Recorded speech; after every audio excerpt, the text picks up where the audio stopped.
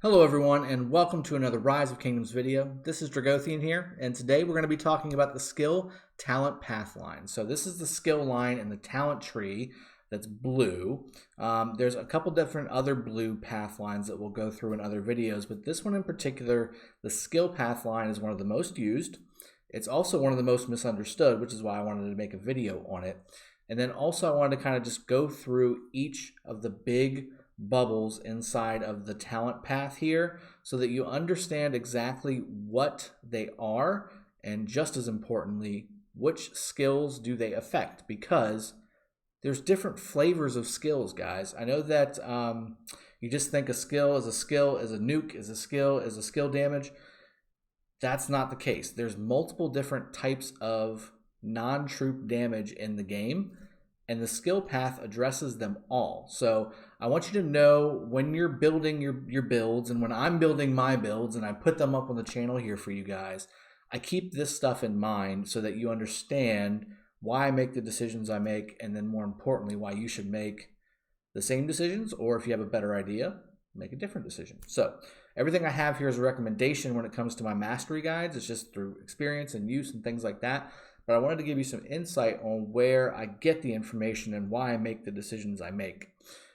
Also, what kind of spurred this thought process on to maybe start going through each one of the talent trees individually and breaking them down is because I was talking to a fairly veteran player today, and he did not know that there was a difference between different types of skill damage. So I figured if a veteran player is having problems with it, and to be honest with you, I think even I at the very beginning when I started had a problem with it, then again, newer players or players that don't necessarily play as often but still want to learn how to play effectively and maximize their time into the game, any level of person inside this game can make this mistake because it's very easy to do. It's a little nuanced in how they have worded some of this stuff. So I want to make sure that you all know all of these pieces so that you can make the right decisions and not waste talent points, because talent points are what make your builds so critical. Talent points can mean the difference between completely stopping somebody and just getting smashed and running back to your city with a sad face. Okay, so let's talk about the skill tree really quick. This tree does a few things for you. It boosts damage for your skills, all the flavors of those skills, and I'll go through those with you. It also increases the rage regeneration, which again is the frequency at which those skills fire off, right? So the more rage regeneration you have, the more your skills will fire, which means more damage. Okay, so it's kind of like an alacrity buff if you've ever played any other type of game where it's a attack speed buff, if you want to think about it that way.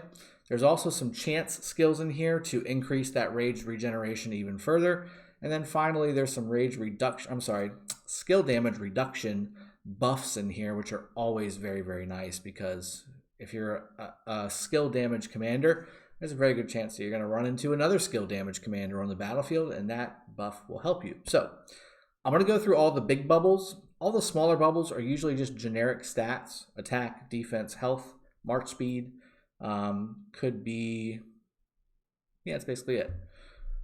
Yeah, attack, defense, health, defense, attack, march speed, and health. Yes, exactly. So all those little ones, those are just basic stats. You want those as much as you possibly get, but if there's a better skill that you can get inside of these talents, that's also a good thing to do. Let's kind of start from the beginning and work our way down. And again, I want to finish off on, well, let me start with the skill damage stuff, because that's really what made me kind of spur on this video, and I don't want you to have to wait until the end of the video. There's actually 3 different kinds of skill damage bonuses, okay?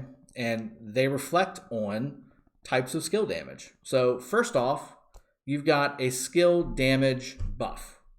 And more importantly, these are all active ones. I'm trying to get, here we go. Yeah. So Naked Rage, for instance. Naked Rage says increases skill damage dealt by 6%, but also increases skill damage taken by 6%. Okay. That's kind of a trade-off, obviously. More damage for more damage taken. Not the right build for every commander or every build out there, all right? But for the sake of this video, Naked Rage, it says increases skill damage dealt. that applies to anything that says says skill damage. It can be an active skill or it can be a passive skill, okay? So it can be either one. So for instance, you've got Minamoto, who we're staring at right now. He has an active skill that does a 1400 active skill damage nuke, okay? And there's a reason why I've got Minamoto up on here, because it explains the rest of the pieces as well. There's another commander, like say Alexander, which has his second skill fire off a one-time hit nuke. But it's a passive skill, it's not an active skill. Alexander's active skill is the shield that he puts up for you and another player around you. So his skill is passive, which means that this skill, Naked Rage, would work for both Minamoto's active skill and Alexander's passive skill. I hope that's a good explanation for that, because there's no definition in here. There's no increases active skill damage like Tactical Mastery. Tactical Mastery specifically says increases active skill damage. That means that this Tactical Mastery talent will not help Alexander's second passive skill damage. Okay, so that's two right there. And then we got another big one, right? And I think most of y'all know what it is, but for those of you that don't, we're about to go into it. So again, you've got your all-encompassing passive and active skill damage buff like a Naked Rage. And again, you just got to read the description very carefully. That's all it's about. You just got to read it very carefully. And then Tactical Mastery and skills like it, like Clarity, they say after using an active skill, so again, the first skill that they use increases the skill damage by 6% for the next 6 seconds, which will affect the second skill for the second commander. Same thing with Tactical Mastery. Increases active skill damage by 3%. That means that if you've got a YSG and a Sun Tzu, YSG's Rain of Arrows and Sun Tzu's Fireball Storm, or whatever it's called, all have a 3% bonus. Now, here's the third version, the third flavor. Latent Power enhances additional skill damage. Notice obviously the word additional. So it doesn't say active, it doesn't say nothing, it doesn't say just enhances skill damage like this one does. Like this one does, increases skill damage. And it doesn't say increases active skill damage, it says increases additional skill damage. That is a type of skill damage. That's not saying in addition to all your other buffs, we're going to increase your skill damage by another 6%. That's not what it's saying. It's saying it's going to increase the additional skill damage that your commander does by 6%. So what is additional skill damage versus regular skill damage versus active skill damage? We're going to go into that in just a second. Obviously, again, with the skill tree, you've got Rejuvenate, you've got Feral Nature. These are both Rage Regeneration talents. Rejuvenate is a must-have anytime you spec into the skill tree, hands down, bar none. And then Feral Nature, if you're going to max out a very nuke-heavy commander, you definitely want to have Feral Nature, especially if it's a part of a larger 5-army group that is very heavily nuke-based or skill damage-based. You want to get as many of those skills firing off as much as possible. Feral Nature will help you do that. And then again, of course, Heraldic Shield, reducing your skill damage taken by 6%. You got to hit it to go all the way down to Clarity, which is another must-have after using an active skill. Again, remember what you're reading. Increases skill damage by 6% for the next 6 seconds. So again, that's going to be a necessary buff because you want that second commander getting that buff of 6%, which is very, very nice. But let's go into the types of skill damage. So this is kind of a hybrid skill talent path explanation, and then also explanation of actual what types of skill damage there are, because there's really three. There's really three.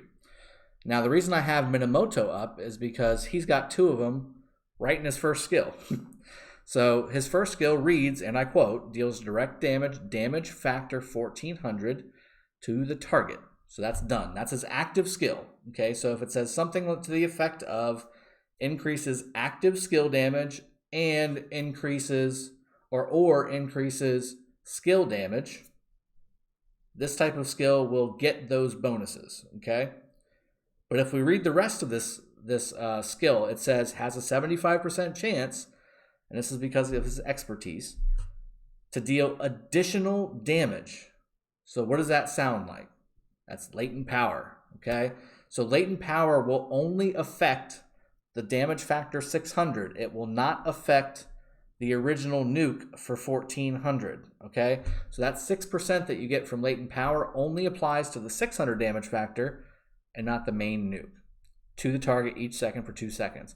So for this skill here, it's a total of, if it fires off and procs, it's a 1200 damage factor, additional damage factor, okay?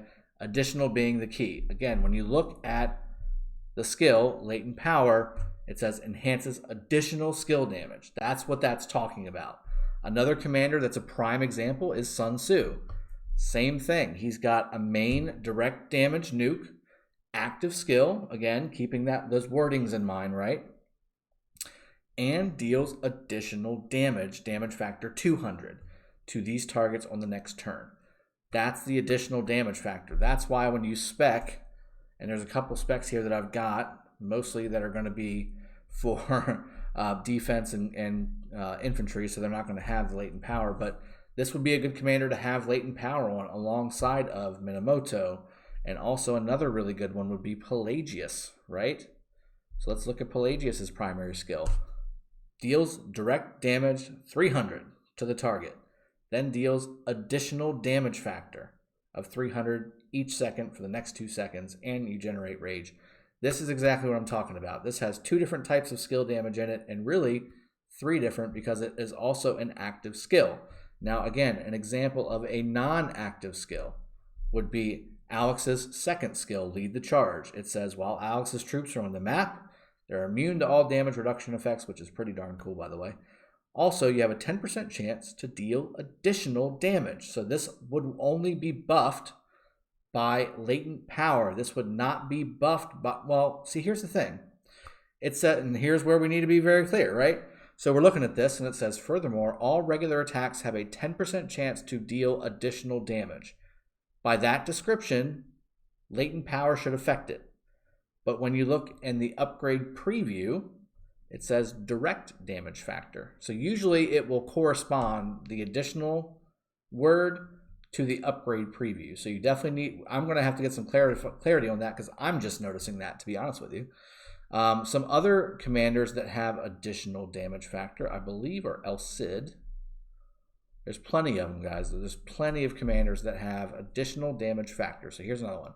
Poem of El Cid, 10% chance to deal additional damage, 1,000 to the target. And again, in the preview, it also says, like it's supposed to, additional damage factor. Okay, so this is why you need to be very careful with your builds, because you can pump a bunch of stuff into your active skill damage or your just generic skill damage stuff and be leaving a ton of damage on the table by not going after latent power as well. Now again, if you've just got Sun Tzu and no other commander that has additional skill damage in your army, it probably doesn't make sense to increase the additional skill damage bonus by 6% because it's only 200 damage factor. So it's 6% doesn't go a long way when that number is so low. But if you've got somebody like Mina, for instance, who has his additional damage factor be 1200, that goes a long way. And if you've got both commanders together, for instance, a really good pairing is Minamoto with Pelagius. Those are both additional damage factor commanders. They both can benefit from that latent power talent, which is, again, a great synergy. That's what you want. Okay? So hopefully that gave you a quick, that's kind of a crack. Hopefully that gave you a quick overview of what the skill damage tree is, and more importantly, how to decipher it, because even today, right? I've been playing this game for a year. And of course, Alex just came out, so we're still figuring him out. But I just noticed that there's 2 different descriptions for the same skill on that second skill for Alex. So I will get that information for you. I will put it in the comments below and pin it for you as well so that you know the answer to that question, because I need to ask it. That being said, I gave you the exact description on how to spec out your skill talent tree the way that you will play him the most effectively, him or her. So again, if you're pairing up 2 additional skill damage nukers, you should go for latent power, absolutely. If you're pairing up 2 very, very heavy hitting single direct damage nukers, or AoE is fine too, but for instance, to give you an example, Edward with YSG, Naked Rage actually does not sound like too bad of an idea, especially if it's on a rally, because Edward's got the biggest nuke in the game. Why would you not want to increase that nuke by 6%? That's a huge, huge bonus. It increases skill damage dealt. That's all of it.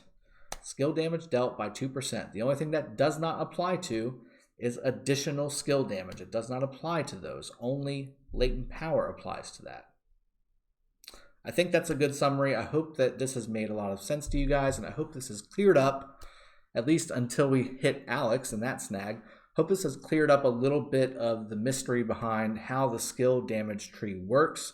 If you have any questions, please leave a comment below. Again, just as a reminder, this channel is a sponsored content creation channel for Rise of Kingdoms, and if you want to see more stuff like this, this is the place to be. Please hit that subscribe button, hit that like button, slam that notification bell so you can get all the little notifications that come up on my channel pretty much every day. I also throw out all kinds of goodies in the community tabs for all of you to download and redeem. That being said, I'm going to go ahead and sign out. Cheers. Take care. And I hope you all have a good one.